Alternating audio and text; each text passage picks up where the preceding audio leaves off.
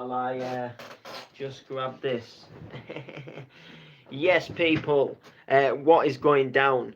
We are live and direct on YouTube, and I'm back with some production update. So I've got some production updates, and I'm happy to announce that my remix of Hangover has been signed to Excite Digital. So for those of you who may or may not know, last week I joined the roster. I joined the Excite roster, and I sent in a remix of the classic Safari duo Played Alive, and that got signed up. That's my debut track to the label that's coming on the 15th of September. So it's coming on a Friday, and it's an absolute banger. Like really, it's one of my most favorite tracks that I've ever produced. I just got loads of things right with it, and I just got loads of sounds right with it that just really like sat with me. Because I'll make some stuff and I'll think, you know what, like, I could have done a little bit better, or there's certain things that I'd like to do, but I just didn't know how to do it or how to change it. And sometimes I will end up like settling for the second best. But with the Played Alive, I just kind of felt like everything just kind of worked out and sounded how I wanted it to sound in my head. Kind of like when I did the remix of the Pitbull Rain Over Me, it just all kind of worked. And sometimes you'll make tracks and that'll happen, and you'll feel like everything just seems to work in your favor. So yeah, so that obviously was my debut, but that was by no means going to be the only track that I would be releasing with them. And I definitely wanted to submit more to them and carry on being a part of this label, because they're doing some amazing things. They're putting amazing events on. Their record label is growing, and I always like being a part of things that are doing well and things that are growing, and they're pushing producers. They're pushing the up and coming producers, and there's tracks out there that are doing well. And there's a lot of tracks out there that don't sound like some of the stuff that you hear on some of the other labels as well. Because a lot of like stuff, say from the Rebound Studio, it goes out on like Bounce Heaven, and sometimes like as much as I love Bounce Heaven and I think it's a great label, I just feel sort of like sometimes that like you can just tell, with that sound. And then with the Excite Digital, it's just kind of like it's gone for a little bit of a different little bit of a different sort of sound. And there's like some different tracks coming out on there, and it's just an amazing thing, obviously, to be a part of. So my second track that's getting released is my remix of Hangover. And it wasn't a planned track to even remix it. It was just I came across the vocal. I remembered it like when it was out, when it was in the charts, and when it was like getting played on commercial radio. And it was some but Teo Cruz. I can't remember how you pronounce his name, but he was the same artist that did Dynamite, which was a classic back in the day. So sort of around that 2009, 2010, 2011, 2008, all that sort of era of like what I'd say like sort of pop stroke dance music that was coming into the charts then.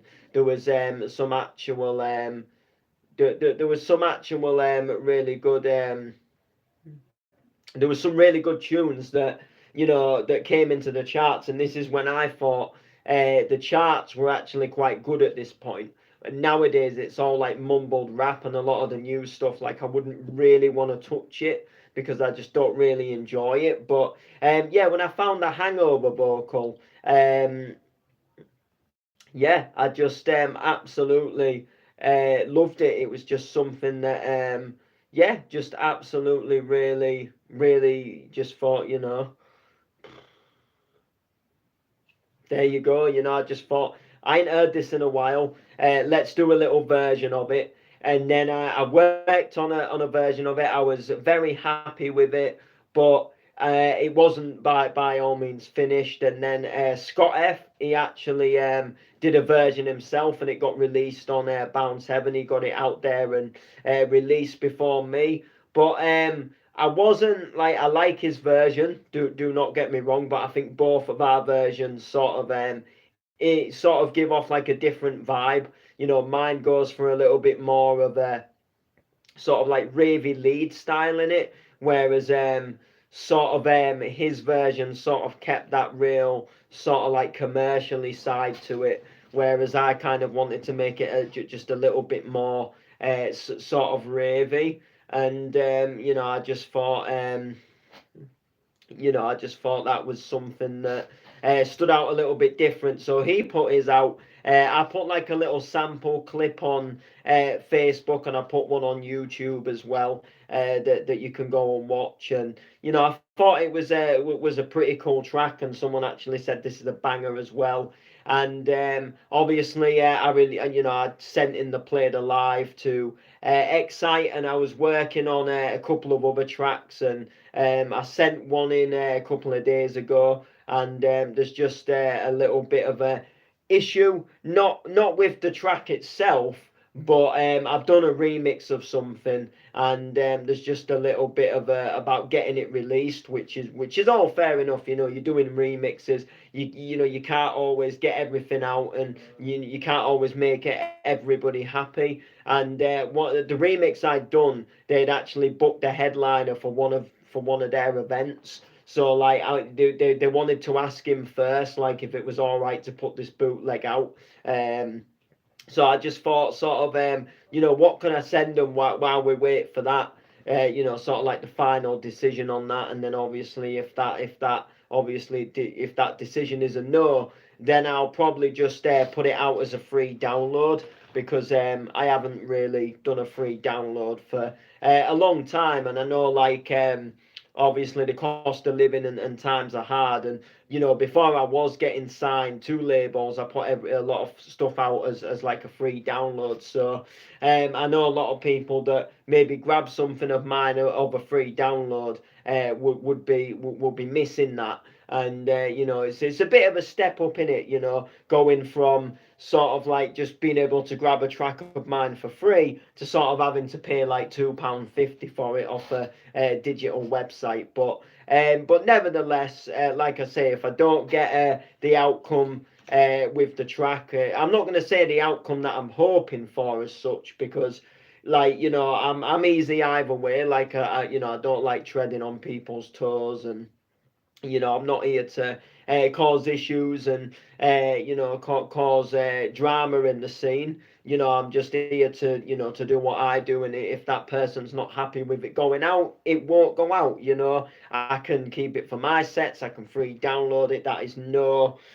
That's no issue to me. I just do what I do for the love of what I do, and I just do remix the tracks because I love the tracks. I love the vocals. I like to jump on a project and be able to put my spin on things. It's a bit of an excitement for me in that sense. So anyway, the Hangover is coming out on the 13th of October. Hopefully it goes well, because it's a Friday the 13th, and they say like a Friday the 13th is like always they say it's a bad luck day, don't they? But let's hope everything all goes smoothly. But yeah, so after a bit of thought, I went back over the Hangover. I actually I actually got it mastered, and I just thought it sounds a lot more neater. It sounds a lot more tidier, and the levels sound a little bit more better as well. It sounded just a little bit too. The whole track, I think, just sounded a bit too loud before as well, and just a little bit like when you're mixing it in with a lot of other tracks, it seemed to come in like really loud, and it just wasn't that good in that sense, and it just kind of felt like when you was mixing it in, it was like overpowering what you was sort of mixing out of too much. And I just thought, it just needed that little bit of a go over, and I just feel now it's had that little bit of it's had that smoothness, and now it just sounds a little bit more like it's ready for release. So I was quite happy with that. So I sent it over, and it got signed up tonight. And whoever makes the artwork for Excite Digital, I've just got to say like a hats off to them, because they do some like really cool artwork and really cool designs. So like my artwork for Hangover, it's like a bird having a pint of beer, but it just looks like really cool, like it's really vibrant and colourful. And at the same time, like it's quite a funny picture, but it makes me feel happy, like when I look at it. And when they did the artwork for the Play the Live, it was like a guy on some like vinyl decks, but it was in like a cartoony, vibrant green colour. And I just thought, you know what, like the artwork actually looks really good, and it doesn't look cheap either. And like I could actually picture like if these like got released on vinyl, like I could picture like it being like a vinyl sleeve like this, and it would just look like really cool. But I'd say more like this kind of thing. I'd say kind of more like this, so you don't have the circle in the middle. But I just thought, you know what, like they look really good, and they feel really good as well. Just sort of knowing like that's the artwork for your track. So yeah, it's a real buzz to be having this one coming out. So the Played Alive, that comes out first. So that comes out on the 15th of September. So that comes out next month.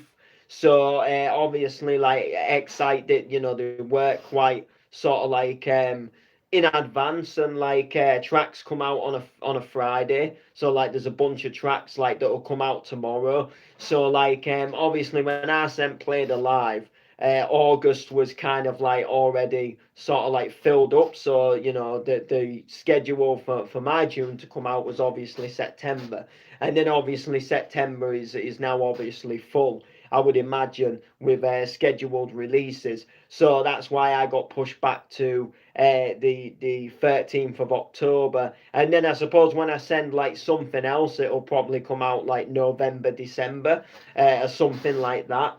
Which I will be obviously sending some more stuff once I get some more stuff obviously sent to them, and get some stuff produced. So as far as tracks go, I've got some ideas for some future tracks. I know obviously there's some tracks that I've obviously already made. Some of them I like them, but some of them I just don't feel like they're ready too much to be released, and I think some of them just maybe like just maybe shouldn't be released. Like I like them, but just compared to like some of the stuff I've been doing just like as of recently, like it really kind of like shows the not the badness, but it shows like kind of like what's missing in tracks, and just kind of like like I'm learning new things obviously like all the time with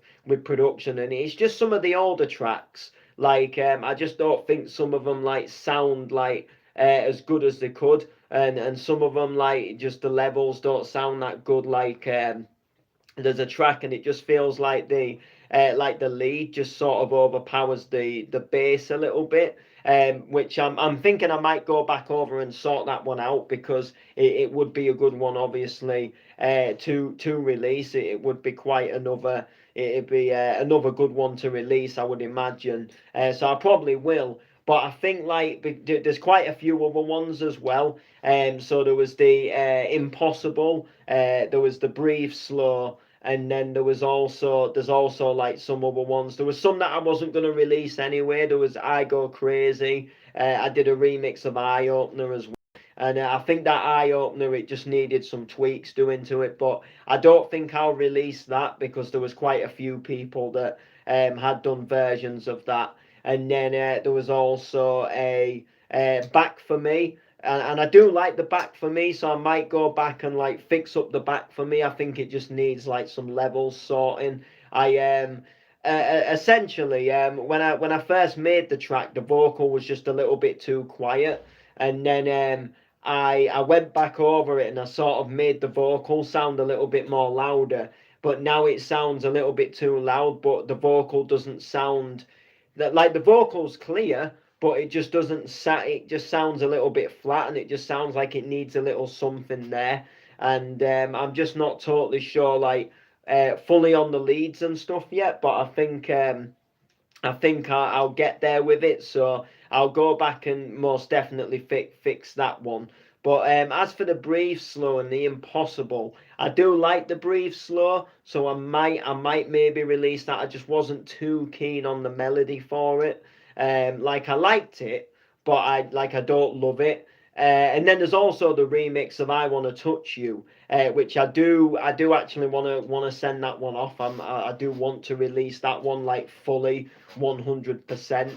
But I'm just waiting because a version of it like just recently got released, like not that long ago. And I don't want to. Again, I'm not the type of person to tread on people's toes. Now, I have always wanted to do that track, but I just kind of think like let their version of the track like do its thing, because it was quite a big thing when they announced that they'd done a remix of that. Not many people that I know of have done remixes of that track. So when they announced it, it was kind of like a biggish thing for them, and I was buzzed when they announced it. And then I kind of thought I felt at a point in my production where I felt like, yeah, do you know what? I'm gonna tackle this track. So I'm definitely going to get that released.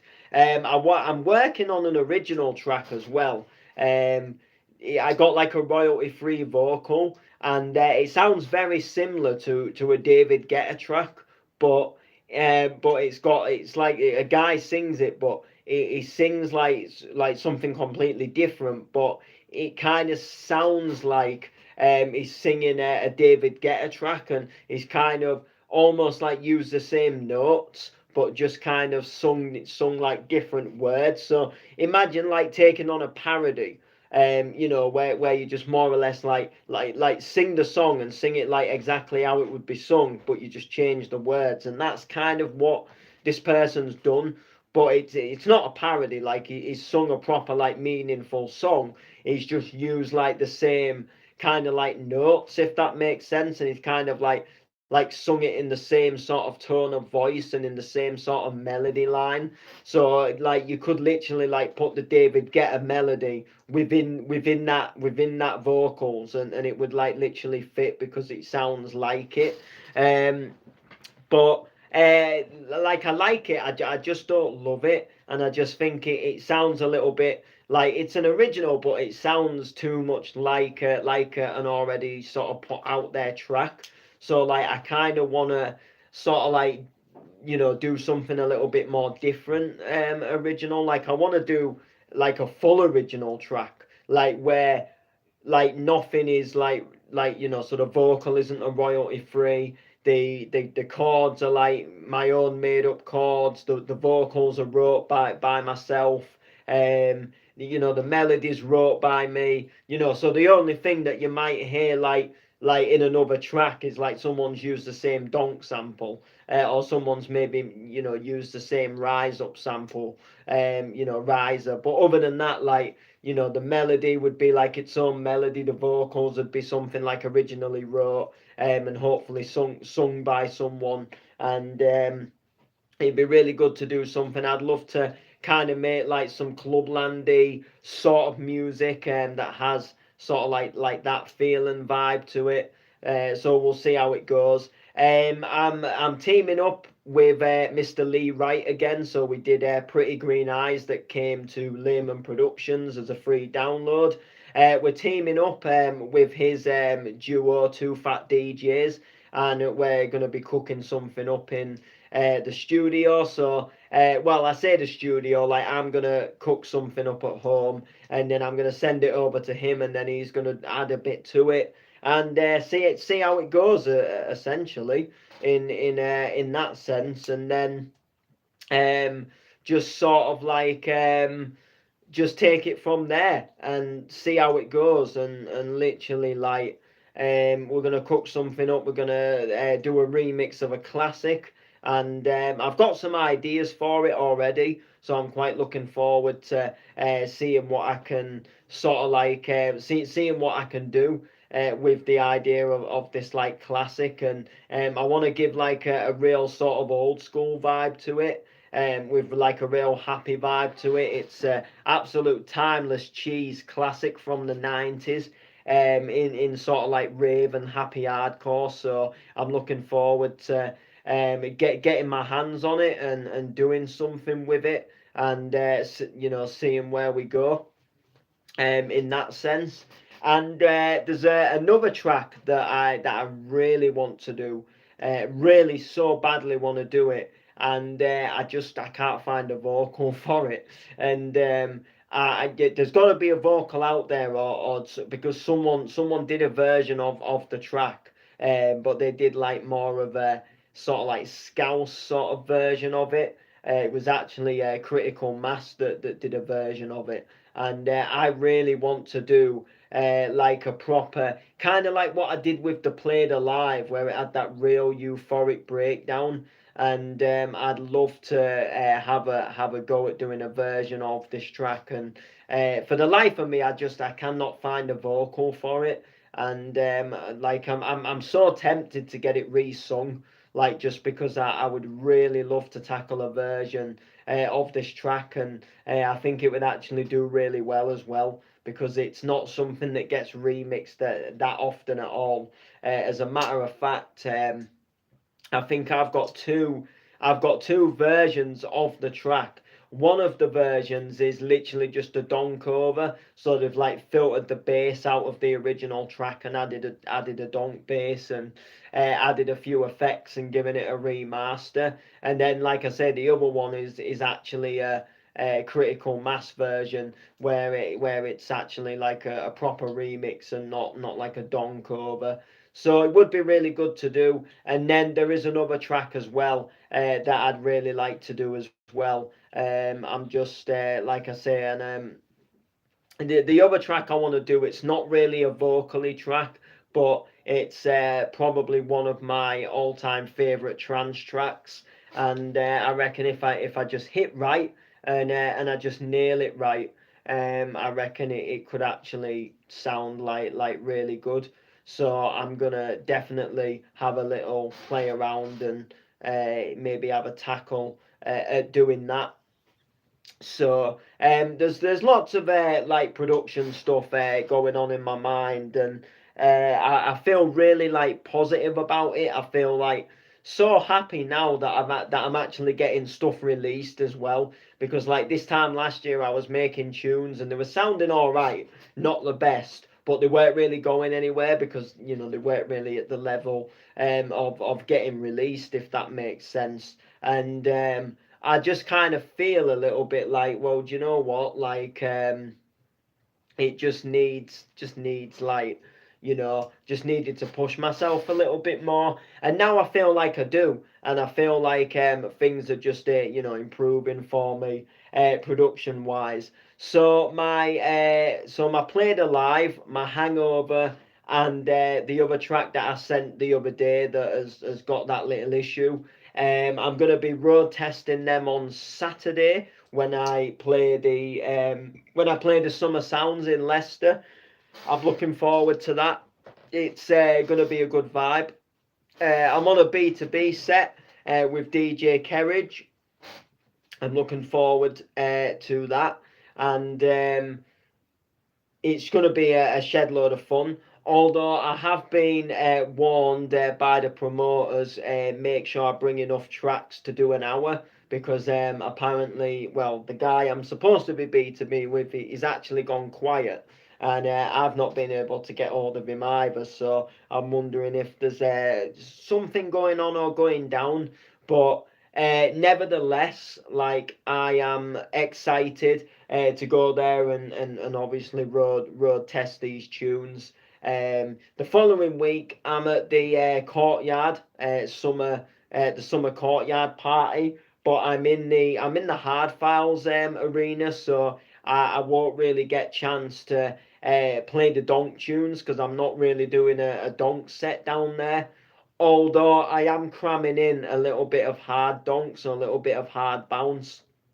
So the set that I've sort of gone for this summer courtyard party, I've gone for kind of like a hard house. I've gone for like a hard house, like a hard dance, hard bounce sort of set. So a lot of you may not know or you may not remember. But Andy Whitby, he used to run a record label called Awesome Records, and it was like hard house and hard dance and hard bounce, but like with a twist. So the hard house wasn't like the hard house like you were used to hearing with all the Hoovers and the hard house and the hard dance that Whitby was doing, like Andy Whitby and Club Filler. It had a little bit more of a different vibe to it. The drops were a little bit heavier. There was some like really like good like old school stabs in there and some really good melodies in there,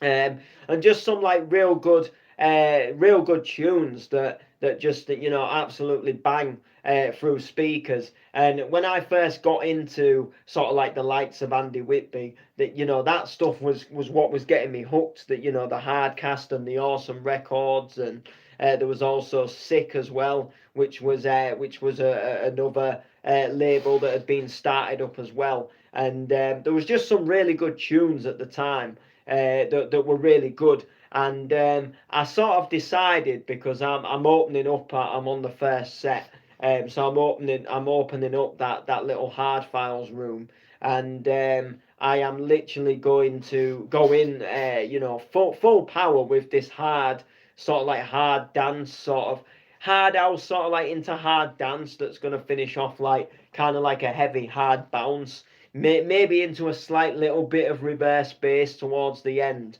But it's going to give a different vibe to what I normally play. I played this stuff before at Stomping, but I feel like this is just going to give me a little bit more of a better chance to proper give it a good slam.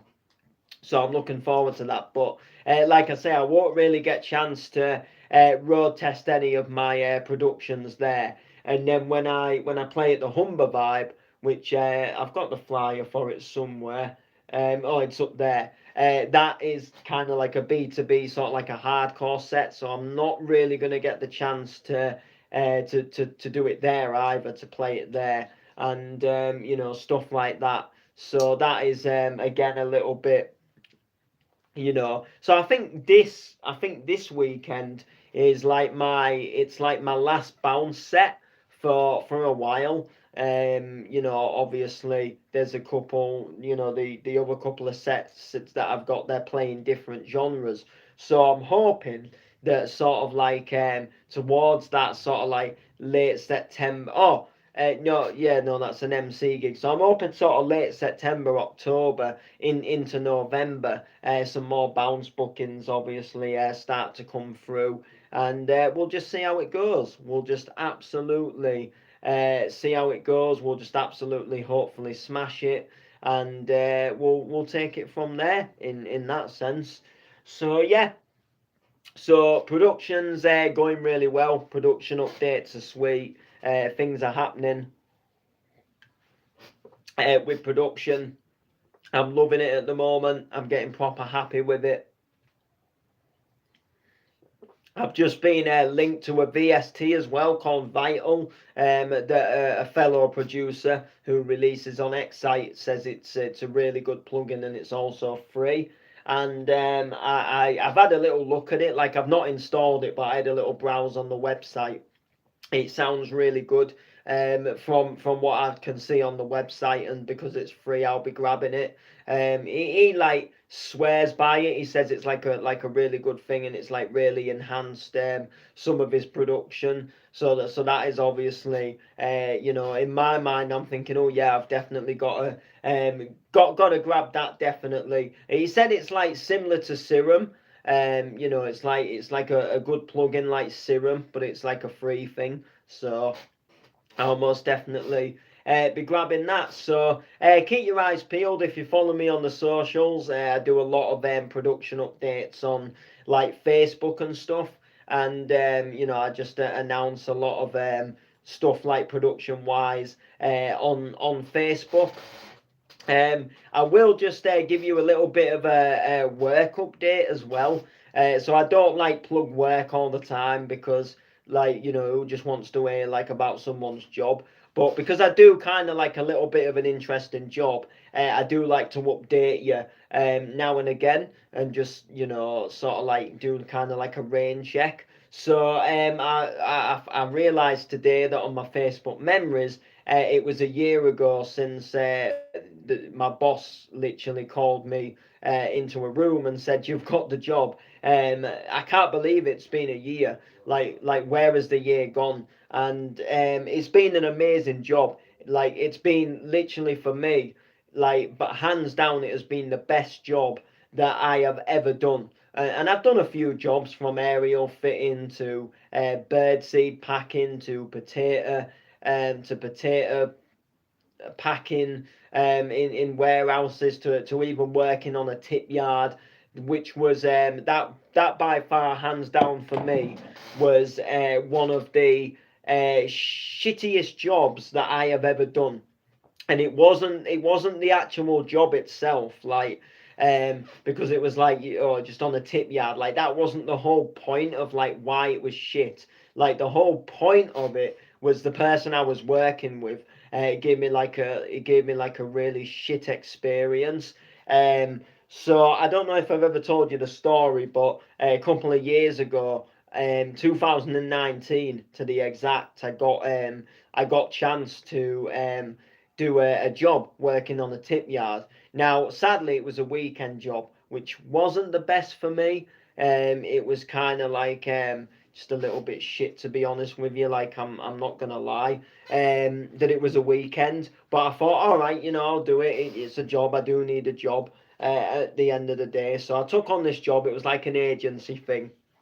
Um, and then literally, I was working with a bald guy who smokes rollies, and he was a horrible person. Like he had no consideration whatsoever for a new guy that was like starting on the job, and like he was supposed to show me round the tip site and kind of like explain like what to do. And I know you're probably thinking like it's a tip site, like how complicated can it get? But there's like health and safety and like PPE, and there's like stuff that you obviously you need to put in place, and there's things that you need to do and stuff like that. And he was just an absolute jerk. He didn't help me one bit. He didn't explain anything that I needed to do, and he would literally like just leave me to it. And then when I did something wrong, it just bollocked me for doing something wrong.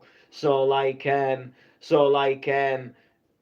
say like a family car pulls up to the tip, and it's like a family and they're getting rid of some stuff.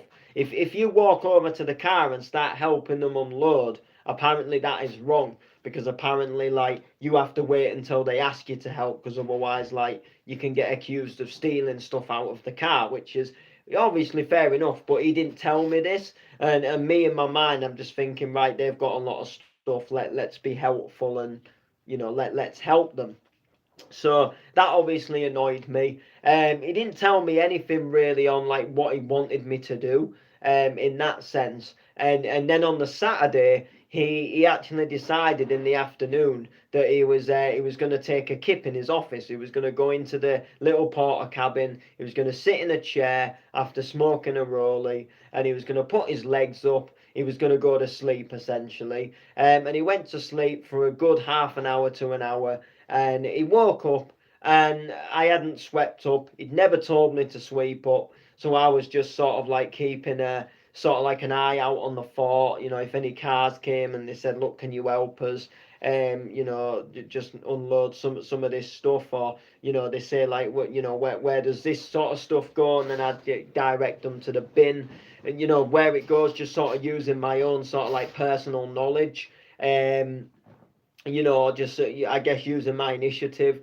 And he woke up and you know, I hadn't swept up and he hadn't told me to sweep up, and he had a massive go at me for sweeping up essentially. And you know, just a biggest cunt ever. And then when I worked on the Sunday, there was a different guy on shift. So the guy who I worked with at first, he did like something like Wednesday till Saturday or something, and then the other guy did like Sunday to Wednesday or something like that. So it was just kind of like this other guy was just completely different. He was like completely, you know, he'd be like telling me what to do, and he'd like help me a little bit more on understanding what to do. You know, he was a lot more nicer about it, and he just genuinely, you know, you could get on with this guy a little bit more. Um, so my weekend obviously there came to an end, and that was the end of the job for me because they never rang back for me to go back in. They never wanted me to go back in apparently, and it was just something that in my mind, I just couldn't understand. Like, you know, the guy like complained about me, or apparently, all I got told was is I wasn't the right candidate for the job, and I'm thinking like, you know, I just thought, what, you know, as much as like at the time I needed the job, I was kind of like, in a way, I was kind of like glad to not be going back there because I thought I don't want to work with that prick again anyway. But yeah, I've done, you know, various things like potato picking, but nothing's ever compared to this job that I do with the Goodwin Development Trust. So when I obviously realised it had been a year now, I obviously knew that it was coming up. I didn't realise it was, you know. So it was a year today that I actually got the job. You know, when they said, you know, you've got the job, you start in a couple of weeks' time. So I started a couple of weeks obviously after they'd obviously rang up and said you've got the job, you know, well done. So that was obviously like exciting, and it's just been like it's gone really fast. Like the year's gone really fast, the year's gone really quick, in that sense. And I can't believe that that's obviously happened. Like, you know, it's been a year already. Like that is crazy, and I've done so many amazing things. Like I say, while being within this job, and I'd like to think that in a lot of sense, I have made an impact in the music scene in Hull, because that was the whole idea of sort of like coming on board, sort of onto the job, and you know, what can you do? How can you improve, and stuff like that? How can you make the music scene in Hull more better? You know, in that sense. So we've done loads of amazing things, putting network events on. We've done podcasting. We've ran stages at events. We've now just recently opened up a free recording studio, which is free for the youths to use, which I've spoke about before. And I'm really happy with that at the moment. We got chance of the studio. We announced it. There was a little bit of momentum, and then there was kind of like some issues with some of the equipment, so we delayed the opening to obviously like fix the equipment and make sure everything was obviously right.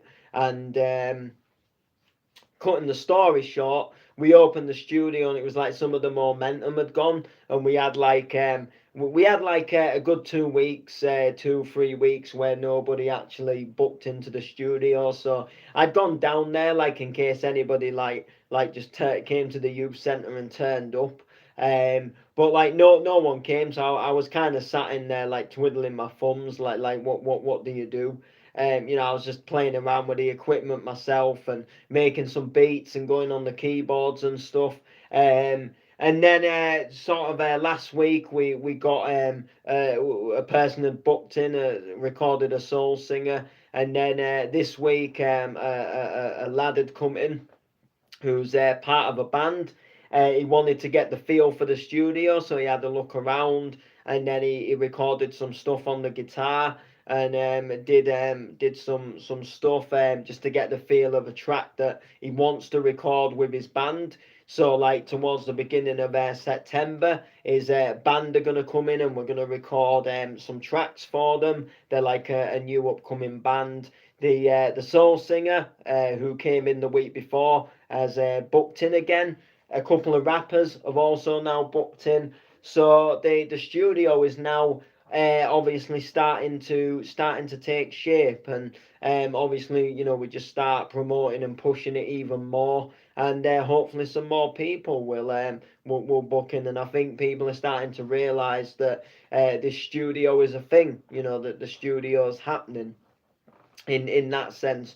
So I definitely want to keep pushing that now, because that is obviously going to be like the fun thing about it. That we're going to start pushing this music studio like even further. So that's been like a really fun thing, and it was quite nerve wracking for me, because like I do know bits and bobs about like recording and studios, but I'm like by no means an expert. And I was and my work partner Cameo doesn't no longer work with us anymore. But when we first sort of like looked around the studio to open it up, it was kind of him. He had like the more experience in it, like because he's kind of like ran studios before. He's ran it. He ran his own at one point, like not maybe a proper studio room as such, but he had a good idea about like equipment and recording people. Whereas me, I'm more like make beats and take an acapella off the internet.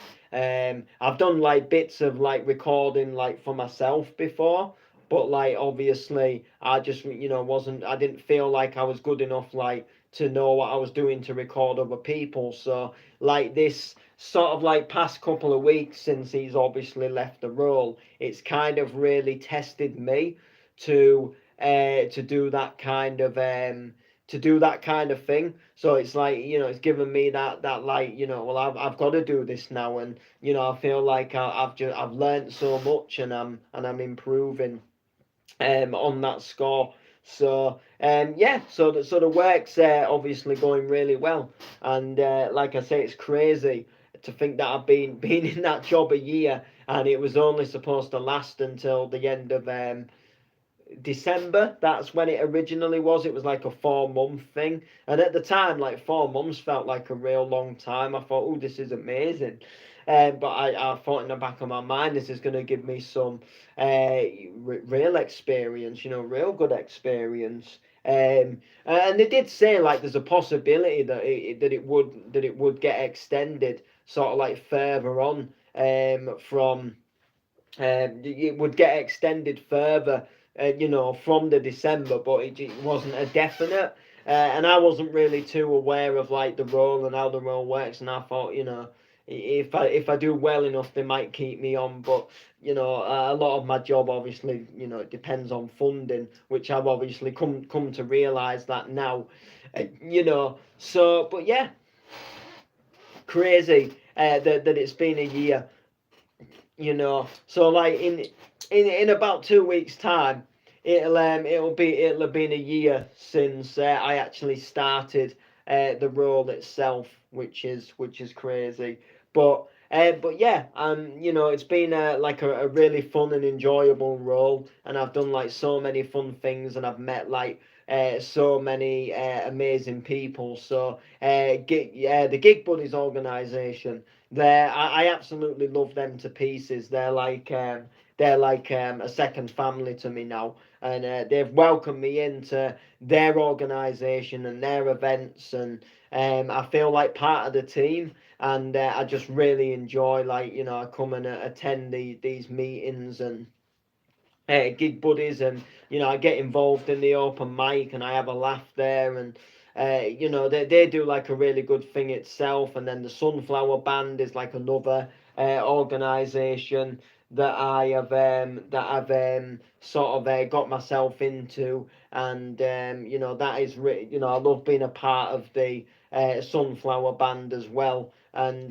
doing stuff with them. It's that's an amazing thing, within itself. So I've met some like amazing people, and I've worked alongside some amazing people. The Music Lab project, that for me, this year has been some of the highlights of my job as well. We've had some really amazing sessions there. A real shame the project has sadly come to an end. There's a hope that it's going to start up again in September, but it's been like a really enjoyable thing, and there's been like so many people that have like started coming to these sessions, and we've all kind of like made good friends. There was a couple of female vocalists that came down, and they got like really involved in the sessions and became a big part of them. And then there was like some guitar players and bass players that again, they became a massive part of Music Lab. We've all kind of formed this like friendship. So like Monday just gone was the last session. That was like the final time that we'd obviously